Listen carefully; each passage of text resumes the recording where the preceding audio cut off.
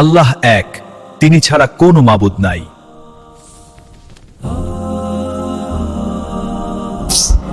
নিজের ফিকির, নিজের সংশোধন, আমার ঈমান, আমার আমল, আমার মুআমালাত, আমার মুআশারাত, আমার আখলাক সংশোধন করতে হয় 5 জিনিসে। কয় জিনিসের সংশোধন? 1, নিজের ঈমান। আমার ঈমান, বিশ্বাস ঠিক করা জরুরি।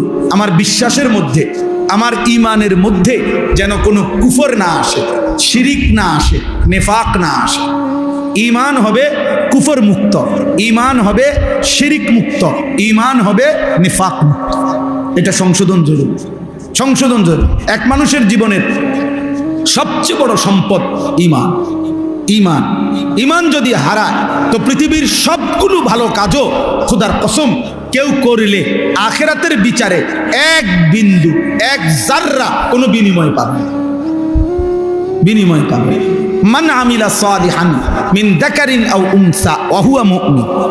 আল্লাহ তাআলা বলেন, পুরুষ কিংবা নারী যেই নেক আমল করে, তবে শর্ত হইল ওয়া হুয়া মুমিন, ঈমান ঠিক অবস্থা, ঈমান অবস্থায়, ঈমান অবস্থায় পুরুষ কিংবা নারী যেই নেক আমল করবে, ফালা নুহইয়ান্নাহু হায়াতান তাইয়্যিবা, আমি আল্লাহ তাকে দুনিয়াতেই একটা উত্তম পবিত্র আরামের জীবন দান করব। ওয়ালা নাজজিয়ান্নাহুম আজরাহুম বিআহসানি মা কানু ইয়ামালুন, এবং আমি আল্লাহ তার প্রত্যেকটা নেক আমলের বিনিময়ে আখিরাতে জান্নাতের সর্বোত্তম বিনিময় দান করব। তাহলে শর্ত হলো ঈমান। শর্ত হলো কি?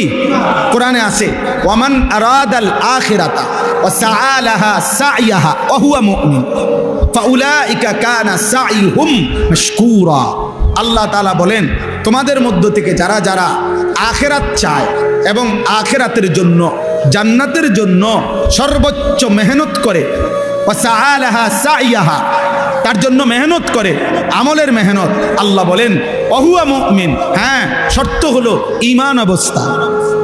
ঈমান অবস্থায় আখিরাতের আশায় যে সর্বোচ্চ মেহনত করে, ফাউলাইকা কানা সাইহুম মাশকুরা।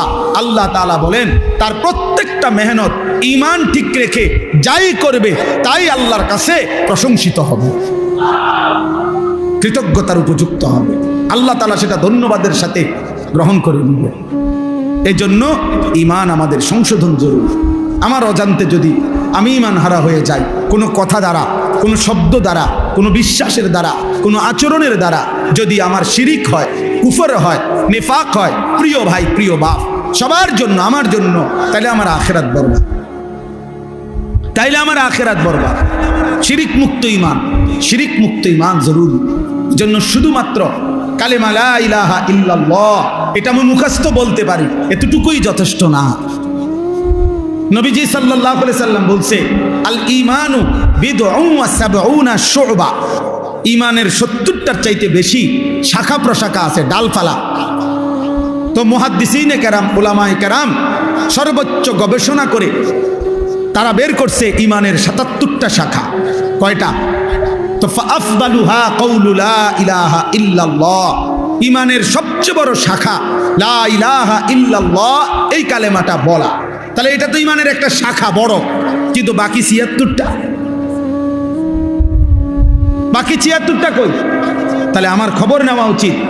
আমার খুলনার হযরত, বাংলাদেশের অন্যতম একজন বুজুর্গ, করাচি হযরত রাহমাতুল্লাহ আলাইহির খলিফা হযরত মাওলানা মুফতি নুরুল আমিন সাহেব, হযরত বলেন যে একজন মানুষের একেবারে বইয়ের মতো কাগজের মধ্যে, লিফলেটের মধ্যে, হ্যান্ডবিলের মধ্যে নিজেরা 77টা ঈমানের শাখা লিখা উচিত, এবং একটা একটা করে নিজের জীবনের সাথে মিলাইয়া টিক চিহ্ন দেওয়া উচিত, আছে কোনটা নাই কোনটা।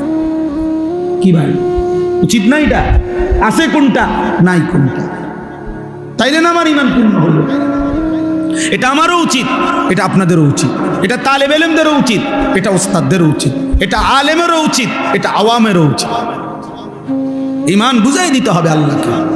হাদিসের মধ্যে আছে, সাহাবায়ে কেরাম হযরত জুনদুব ইবনে আব্দুল্লাহ তিনি বলেন, আমরা কিশোর ছিলাম, উনি কিশোর বয়সী সাহাবী, 14-15 বছরের। উনি বলেন, আমরা কয়েকজন কিশোর নবীজির কাছে লম্বা সময় কিছুদিন অবস্থান করলাম। কুন্না মা'আন নবী সাল্লাল্লাহু আলাইহি সাল্লাম ওয়া নাহনু হাযাবিরা। হাযাবিরাতুন শব্দের অর্থ হলো করিবুল বুলুগ, যে বালেগ হওয়ার কাছাকাছি, কিশোর, এই বয়সী, মনে করো 13-14 বছর। তো তিনি বলেন এই বয়সেই আমরা নবীজির কাছে কিছুদিন ছিলাম, থাইকা কি করলাম, কি করছি আমরা। তো আল্লাহর নবী সাল্লাল্লাহু আলাইহি সাল্লামের সাহাবী বলেন জুনদুব, তিনি বলেন ফাতাআল্লামনাল ঈমান, আমরা নবীজির কাছে ঈমান শিখলাম, ঈমান শিখলাম। এজন্য প্রিয় ছেলেরা, বাবা বহুত শুকরিয়া তোমাদেরকে। প্রিয় ভাই, তোমরা যেভাবে আসছো, আল্লাহর ঘরে বসছো, দোস্ত আমার নষ্ট হইও না, আখেরাত বরবাদ করো না। এই সামান্য একটা নারী দেখতে দেখতে এমন সুন্দর জীবন শেষ করো না। নারী এমনি মিলে যায়। তুমি যেটা এই আজকে 27 বছর যে নারী দেখো, ছবি দেখো, উলঙ্গ দৃশ্য দেখো, নারীর জন্য এত অস্থির, এটা এমনি মিলে যায়। আমরা এমনি বিয়ে করে দিছি, হারাদিন কুত্তার মতো বেডির পিছনে হাঁটানো লাগছে না, আমরা এমনি বিয়ে করে ফেলছি। টাইম হয়েছে তো বাপ মা মেয়ে দেখছে তো বিয়ে হয়ে গেছে, এটা কোনো আশ্চর্য কিছু না। এই পৃথিবীতে একটা সহজ বিষয়। তাই জন্য নারীর জন্য, ছবির জন্য, নর্তকীর জন্য এমন সুন্দর হায়াত কেন নষ্ট করে দিবা বাবা? কেমনে নষ্ট করে দিবা ভাইয়া? আজকে বিশ্বাস করেন না, আজকে অনেক ক্যান্টনমেন্টে যুবক, শুনো ভাইয়া, আমার জিন্দিগি ছেলেদেরকে নিয়ে, আমার রাত ছেলেদেরকে নিয়ে, আমার দিন ছেলেদেরকে, এই কিশোর যুবক ছেলে মেয়ে ভালো হবে, সুন্দর হবে, এটা আমার একটা ফিকির আর কি। আজকেও আমি ক্যান্টনমেন্টে, আমি হজ্জে সফরে যাব, আমার বুধবারে ফ্লাইট। তো আমি কেনাকাটার জন্য গেছি। একটা প্রাইভেট কোম্পানিতে চাকরি করে একটা যুবক ছেলে, সে দৌড়াই আমার দেখে আসছে, আইসাই জড়ায় ধরে কাঁদতেছে। তাই বললাম কি হয়েছে বাপ কও? কয় হুজুর আমি রিলেশন করে বিয়ে করছি। রিলেশন মানে প্রেম, প্রেম করে বিয়ে করছি। এখন বিয়ে করলাম আজকে হুজুর 1 বছরের উপরে হয়, কিন্তু আমার বউ কোনোভাবেই আমার মা বাবার সামনেও যাইতে চায় না, তাদেরকে 1 গ্লাস পানিও আগায় দিতে চায় না কোনোভাবে হুজুর। তো আমি আমার সর্বোচ্চ অনুরোধ করছি, মা বাবার সামনে একটু কথাও বলতে চায় না। কয় যে সে কোনোভাবেই, তার এক বক্তব্য যে সে আমার এই গোলামি করতে পারবে না, সে আমার এটারে গোলামি করে, এটা নাকি গোলামি করা। এখন আমি কি করবো হুজুর? আমি কিছুই বুঝতেছি না। রাগ করে একদিন তালাক দিয়ে ফেলছি। এরপরে এখন আবার সে বলতেছে থাকবে, এখন আসে, এখন আমি কোনো সুখ পাইতেছি না, শান্তি পাইতেছি না, কোনো উন্নতি পাইতেছি না। তা আমি বললাম তালাকও দিলা, আবার ওখান থাকো, আবার প্রেমও করলা, তোমার মা বাবারও খবর না। এত সতর্কত কথাগুলো জিন্দিগিটা তো একটা সতর্কতার বানাই লেছ। হ্যাঁ, যে মেয়েকে তালাক দিয়েছ, এবার তার প্রতি যদি তোমার হাজার ভালোবাসাও হয়, যে মেয়েকে তুমি তালাক দিছ, এবার যদি সে রাবেয়া বসরির মতো আচরণও করে, তারপরেও তো সে তোমার জন্য হারাম। হারাম তাইলে এখন তুমি এটা কি ইচ্ছা করো? এখানে কাহিনী বলো কেন বাপ? বগুড়া বাড়ি। তাইলে আমি তখন তাকে বললাম যে ভাইয়া, নাম বলে দিছি যে তুমি অমুকখানে যাইবা, একজন মুফতি সাহেবের কাছ থেকে লিখিত ফতুয়া নিবা এবং খুব দ্রুত গতিতে বিচ্ছিন্ন হবে, নাইলে জীবনটা তোমার আরো ধুকে ধুকে একদিন পথের কাঙ্গাল হইয়া একদিন ভিক্ষার থালা হাতে নিয়ে নিবা। কারণ এত বড় হারাম করো না।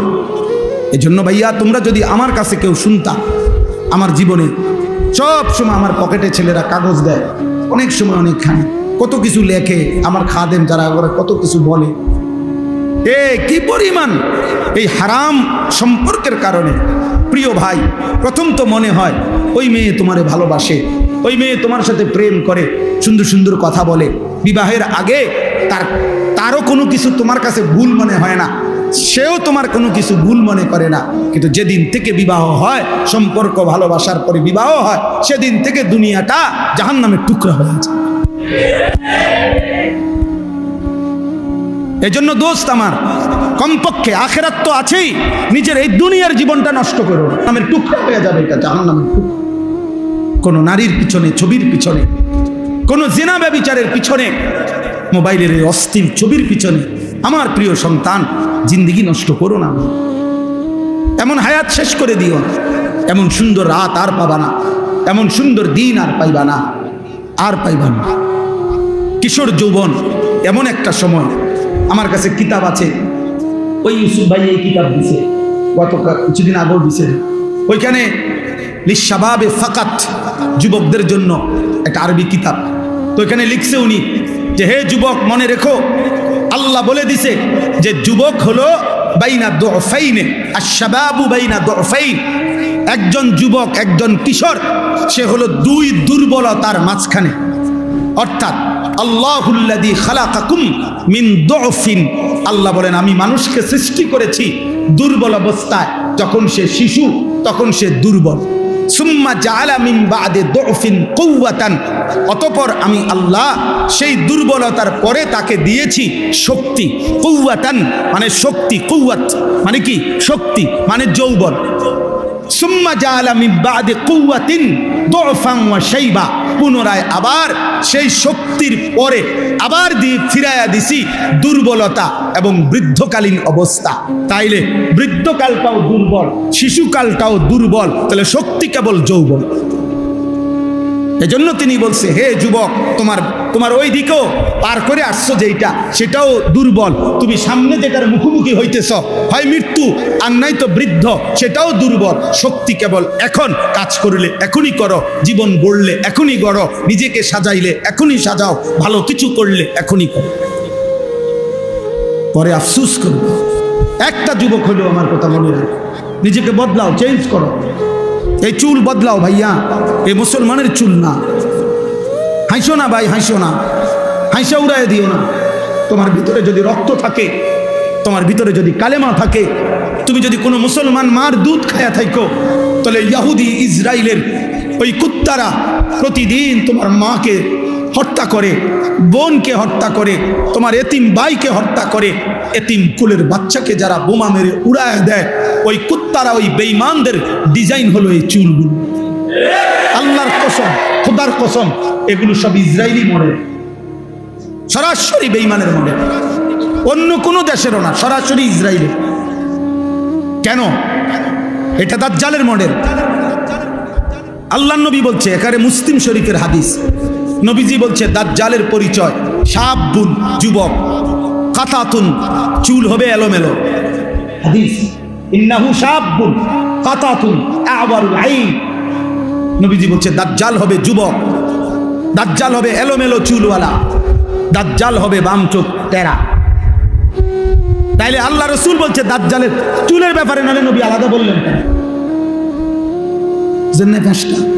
আর একেবারে ইহুদিদের সমস্ত কিতাবে আছে, ইহুদি যারা এই ইসরায়েলের, এদের ধর্মীয় বিশ্বাস হলো দাজ্জাল খোদা।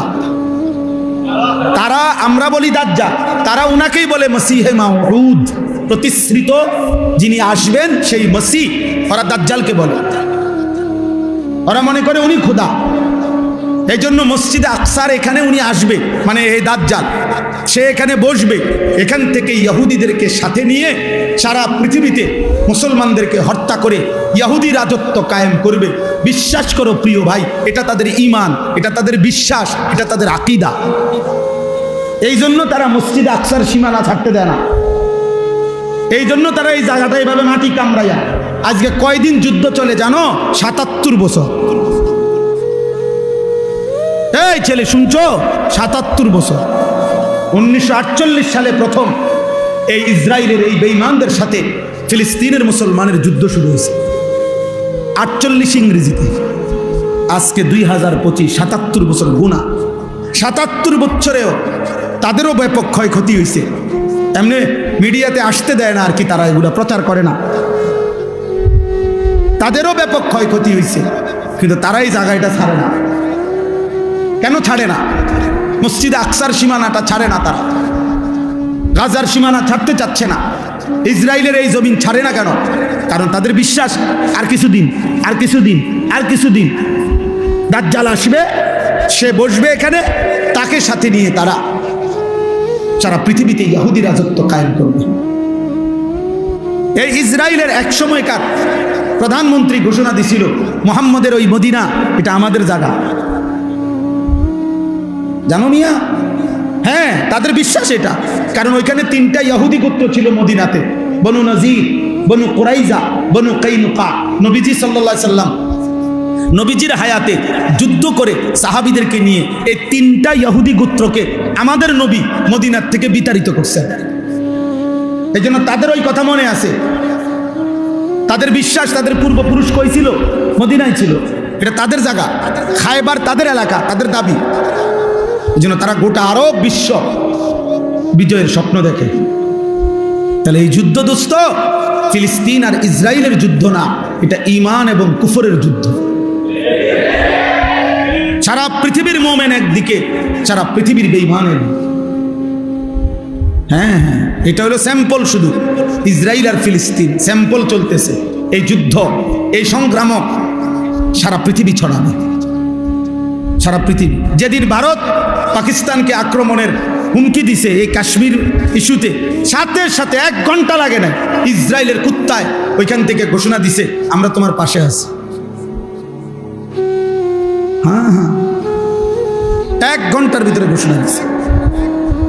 যখন পাকিস্তান আপনার বিজয় হয়েছে, ভারতকে সোজা করে ফেলছে, ঘাড় নামায় দিছে, তখন ওই বুড়া শয়তান আমেরিকার এই বুড়া গিয়া এখন আরব বিশ্বে টোটো টোটো করে ঘুরতেছে। সব বোঝো না? আবার একটা ফিনিশিং দিছে আর কি, একটা ল্যাপসেট দিয়ে আছে। সারা বিশ্ব রাজনীতির হিসাব একটাই, যে আগামীর সময়টা ঈমান আর কুফরের যুদ্ধ। এই জন্য সেদিন যদি তুমি ঈমানদার হইতে না পারো, তোমার এই চুল তোমারে নাফরমানদের দলভুক্ত করে দিবে। তোমার এই ধারাবাহিক নামাজ না পড়া তোমারে নাফরমানদের অন্তর্ভুক্ত করে দিবে। তুমি পারতা না ভাইয়া 2টা স্লোগান দেওয়া আর ঈমানের দাবিতে কলিজার খুন দেওয়া এক কথা না, এক কথা না। এজন্য যুবক ভাই, ছেলেরা, বাপ, তোমার আব্বা মুসলমান, তোমার মা মুসলমান, তোমার রক্তে ইসলাম। তুমি তোমার ধর্মের সাথে এত বড় জুলুম করো না। তুমি তোমার আল্লাহকে ভুলে যেও না, তুমি তোমার রাসূলকে ভুলে যেও না। নবী বলবে, উম্মত আমি সেই নবী, 23টা বছর উম্মত আমি বিছানায় গাও লাগাইছি, যে দূর উম্মতের ফিকিরে দাঁড়িয়েছিলাম তার চাইতে কোটি গুণ বেশি। আমি শুইছি কম উম্মত, আমি কাঁদছি বেশি। এমনও দিন গেছে, আম্মা জান আয়েশা বলছে, হাদিসের মধ্যে আছে, আম্মা জান আয়েশা বলছেন রাদিয়াল্লাহু তাআলা আনহা, নবীজির স্ত্রী বলছেন, আমি নিজ চোখে দেখছি এশার নামাজের পরে নবী আয়েশা শুইছে, আমার পাশে শুইছে।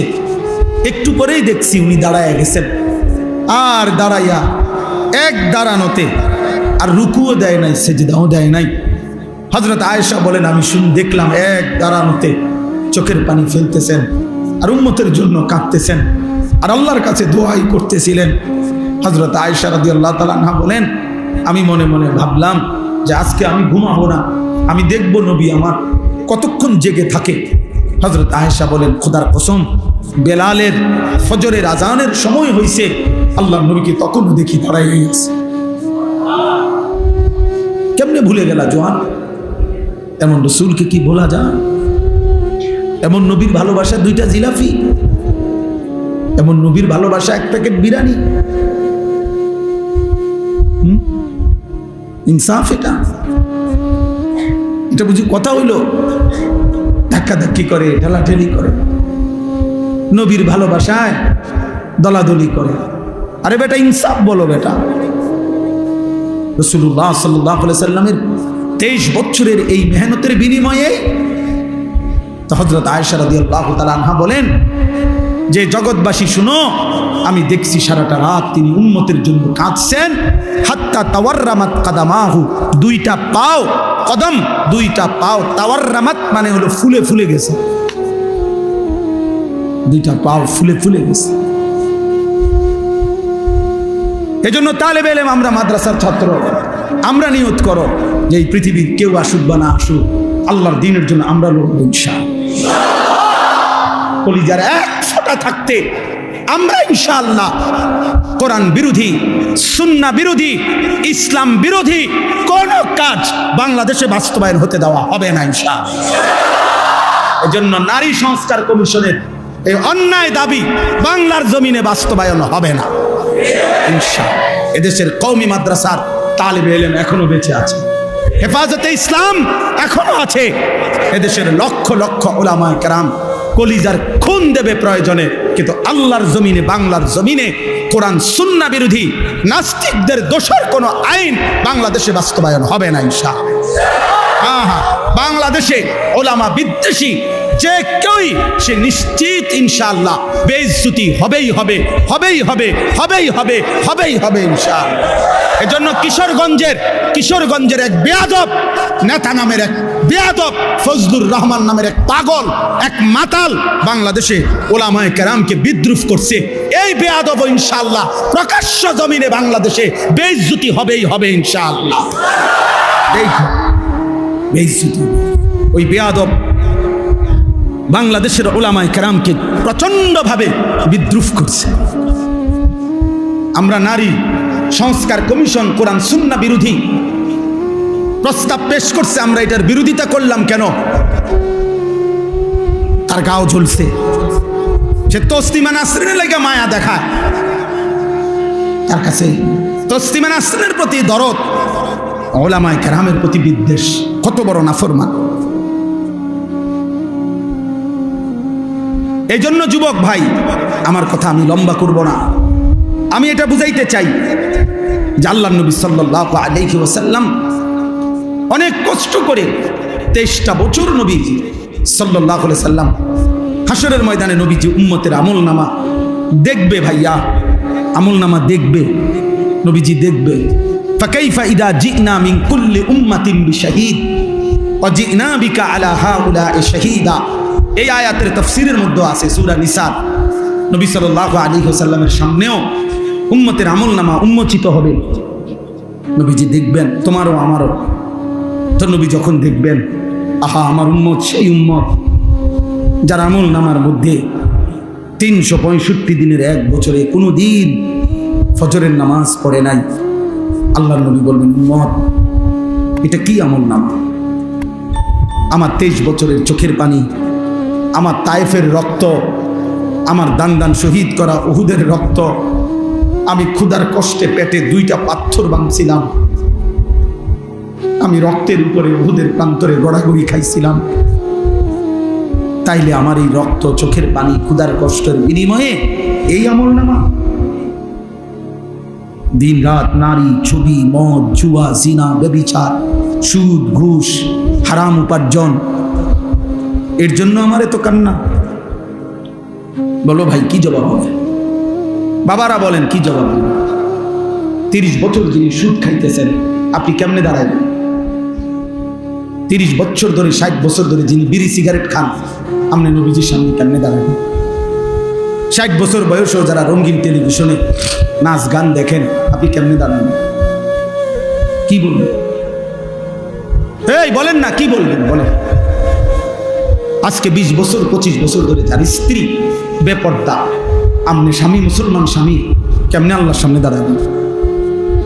যার ছেলেটা 18 বছর 20 বছর, আপনি জীবিত বাপ জীবিত থাকতে, মা জীবিত থাকতে ছেলেটা কোনোদিন ফজরের নামাজ পড়ে না, একটা হাইওয়ান জানোয়ারের মতো ঘুমায় থাকে। আহা, ওই বাপ কি বলবে আল্লাহর সামনে?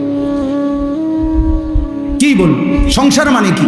সংসার মানে খাট পালং, সংসার মানে সোফা, সংসার মানে তো স্ত্রী সন্তান। মানুষ তো সংসার বলে স্ত্রী সন্তানকে। কেউ যদি বলে আমি আমার পরিবার নিয়ে বেড়াইতে আসছি, মানে আমার যে খাট পালং, সোফা টোফা, ইডি লইয়া বেড়াইতে আসছি, ঠিক না? তো কি বউ বাচ্চা নিয়ে আসছি? কথা বলেন না কেন? মানুষ যখন কথায় কথায় বলে যে আমি পরিবার নিয়ে আসছি বেড়াইতে, অর্থ কি? বউ বাচ্চা নিয়ে আসছি। তাহলে পরিবার বলে কাকে? বউ বাচ্চাকে। সংসার বলে স্ত্রী সন্তানকে। তাহলে তারাই যদি নাফরমান হয়, স্ত্রী যদি পর্দানশীল না হয়, ছেলে যদি নামাজ না পড়ে, মেয়ে যদি পর্দা না করে, ফুতে যদি হারাম রোজগার করে, সবাই মিল্লা যদি আল্লাহর নাফরমানি করে, তো খাট পালং আর সোফা ফার্নিচার, টাইলস আর বাথরুম দিয়ে হবেটা কি? বলে কেমনে হবে ভাইয়া? এই জন্য আজকে আমরা এটা ইনসাফের সাথে আজকে ফিকির করি। আমি অন্য প্রসঙ্গ বলতে চাইছিলাম, মূলত কোরবানির কথা বলতে চাইছিলাম। এই জন্য ফাসাল্লি লিরাব্বিকা ওয়ানহার এটা পড়ছিলাম, সূরা কাউসার। আর লম্বা করব না, সূরা কাউসার পড়ছিলাম, ছোট্ট 3টা আয়াত। ইন্না আ'তাইনাকাল কাউসার। আল্লাহ বলছেন নবী আপনাকে আমি কাউসার দিয়েছি। কাউসার শব্দের দুই অর্থ, এক হলো খাইরে কাসীর, দুনিয়া আখিরাতের অগণিত কল্যাণ আমি আপনাকে দিয়েছি। এজন্য ভাইয়া আমরা সেই নবীর উম্মত যে নবীকে আল্লাহ দুনিয়াতেও শ্রেষ্ঠ কল্যাণ দিছে, যাকে আল্লাহ আখিরাতেও শ্রেষ্ঠ কল্যাণ দিছে। এমন রাসূল, এত বড় নবী, এত বড় শ্রেষ্ঠতম মায়ার নবী পেয়ে কেউ যদি পথভ্রষ্ট হয়, আহা আফসোস পাইবে, আফসোস। ছেলেরা ফিরে আসো, বাপ বাবারা ফিরে আসেন। নওজোয়ান ছেলে তোমরা যারা নামাজ পড়ো না বাপ, নামাজ পড়ো। আগামীর পৃথিবীতে মাহাদির পক্ষে যদি যুদ্ধ করতে হয়, দাজ্জালের বিরুদ্ধে যদি লড়তে হয়, সেজদা লাগবে। সেজদা কি লাগবে? হাদিসে আছে ঈসা আলাইহিস সালাম আসরের নামাজের সময় নেমে আসবে জমিনে, আর ফজরের নামাজ পড়ে ইমাম মাহাদির বাহিনী নিয়ে ফজর পড়ে মাহাদি এবং ঈসা ফজরের মুসল্লি, ফজরের মোমেনদেরকে সাথে নিয়ে দাজ্জালের বিরুদ্ধে চূড়ান্ত শেষ লড়াই নামবে, শুরু করবে, এবং ওই আক্রমণেই ঈসা আলাইহিস সালামের হাতে দাজ্জাল নিহত হবে। এজন্য ফজরের মুসল্লি যারা ঈসা এবং মাহাদির সঙ্গী, তারা ফজরের মুসল্লি যারা দাজ্জালের বিরুদ্ধে লড়বে, তাহলে 7:30 8টা বাজে 9টা বাজে উঠা নাফরমান তুমি কোন দিকে যাইবা? বুঝো নাই বাবা? তুমি তো ফজরের নামাজ পড়ো নাই, তো তুমি তো ফজরের মুসল্লিও দেখো নাই, তুমি তো ঈসারও দেখো নাই, তুমি তো মাহাদিকেও দেখো নাই, তো তুমি 9টা বাজে উঠা কি পাই? 8:30 বাজে উঠতে হ্যাঁ কি দেব? মোমেনের বাহিনী তো চলে গেছে যুদ্ধে, নাফরমান তখন পড়ে আছে। এই জন্য ভাইয়া ফজরের নামাজ, ফজরের নামাজ বিজয়ের নামাজ। কোন নামাজ? ফজরের ওয়াক্ত বিজয়ের ওয়াক্ত। হ্যাঁ হ্যাঁ, এই আজই কথা শুনেন, এই যে 10ই মে, এই মাসের 10 তারিখ শনিবার ফজরের নামাজ পড়ে সারা পৃথিবীর চ্যানেলে আসছে, এটা সব খবরে আসছে। ফজরের নামাজের সালাম ফিরাইয়াই নারায়ে তাকবীর আল্লাহু আকবারের স্লোগান দিয়ে পাকিস্তানের মধ্যে মুজাহিদ সেনাবাহিনী এই ইন্ডিয়ার বেঈমানদের উপরে শেষ এই চূড়ান্ত হামলাটা করছে ফজরের নামাজের পরপর। হ্যাঁ, আমি নিজে দেখছি নামাজ ফজরের এই দিনটা শেষ ঘটনা, ঠিক 3 ঘন্টা লাগে নাই।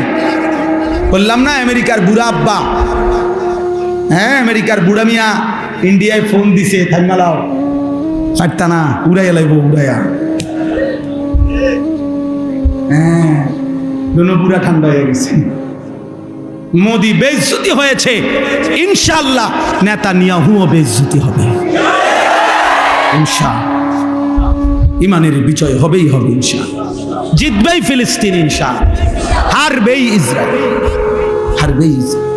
এজন্য এটা জরুরি। আল্লাহ তাআলা বলছেন, বন্ধু ইন্না আ'তাইনাকাল কাউসার, দুনিয়ার অসংখ্য কল্যাণ আর শ্রেষ্ঠত্ব আমি দিয়েছি আপনাকে, আখিরাতের কল্যাণ দিয়েছি। হাউজে কাউসার এরপরে দ্বিতীয় অর্থ হলো হাউজে কাউসার মানে জান্নাতের একটি নহর, যেটা হাসরের মাঠে আল্লাহ তাআলা আমাদের নবীর জন্য আলিয়া হযরতের জবানে ছোটবেলায় ছাত্র জীবনে কুমিল্লা চক বাজারে একটা মার্কেটের সামনে মাহফিল হয়েছে, ওইখানে ওনার মুখে এই সূরা কাউসারের ওয়াজ শুনছি ছাত্র জীবন। তো আল্লাহ তাআলা বললেন যে বন্ধু আমি আপনাকে হাউজে কাউসার দান করলাম, সেটা শ্রেষ্ঠতম একটা জান্নাতের নহর। নবীজি বলেন আমার উম্মতকে আমি সেখান থেকে পানি পান করাবো। হাউজে কাউসারের পারে এত বেশি পরিমাণ পাত্র থাকবে, গ্লাস পেয়ালা, নবীজি বলেন আসমানের তারকার চাইতেও বেশি। তো আল্লাহ নবী সাল্লাল্লাহু আলাইহি সাল্লাম বলেন আমি আমার উম্মতকে পান করাবো, কিন্তু ফেরেশতারা আমার বহু উম্মতকে ফেরেশতারা বাধাগ্রস্ত করবে, মানে আটকাইয়া দিবে লাইনে পথেই। তা আমি দেখব আমার উম্মতকে ফেরেশতা আটকাইয়া দিছে।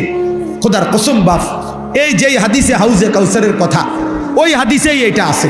নবীজি বলেন আমি তখন ফেরেশতাদেরকে ডাক দিয়ে বলবো, ফেরেশতারা ও তো আমার উম্মত, পরে বাধা দিলা কেন?